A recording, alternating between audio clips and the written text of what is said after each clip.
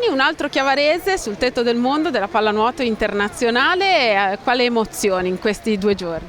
No, emozioni incredibili che continuano a esserci e non finiscono mai.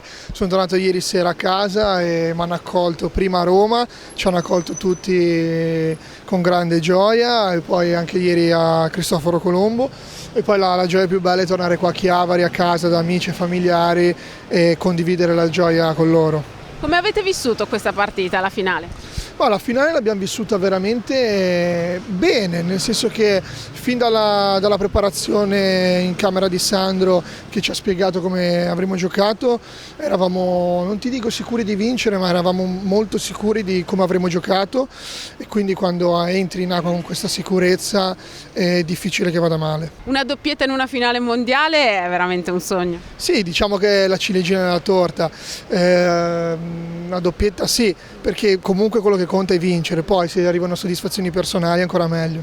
Senti, adesso lo sguardo ovviamente va alle Olimpiadi, arrivate alle Olimpiadi da campioni del mondo, quindi insomma un bel carico di responsabilità. Sì, sicuramente c'è molta pressione ma anche molta consapevolezza, quindi andare a giocare alle Olimpiadi da campione del mondo, tutti ti aspettano, però d'altra parte è bello arrivarci pensando di poter vincere l'oro.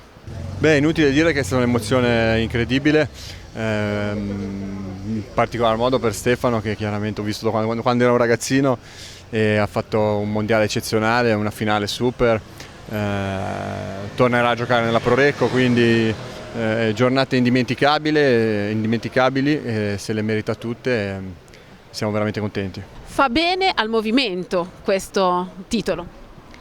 È chiaro, perché soprattutto alla vigilia delle Olimpiadi, nell'anno olimpico, uno sport di squadra come la pallanuoto, che da sempre attira tantissimo durante le Olimpiadi, arrivarci con una medaglia d'oro è ancora più una spinta per tutto il movimento intero, quindi sarà un'annata fantastica di avvicinamento poi a Tokyo.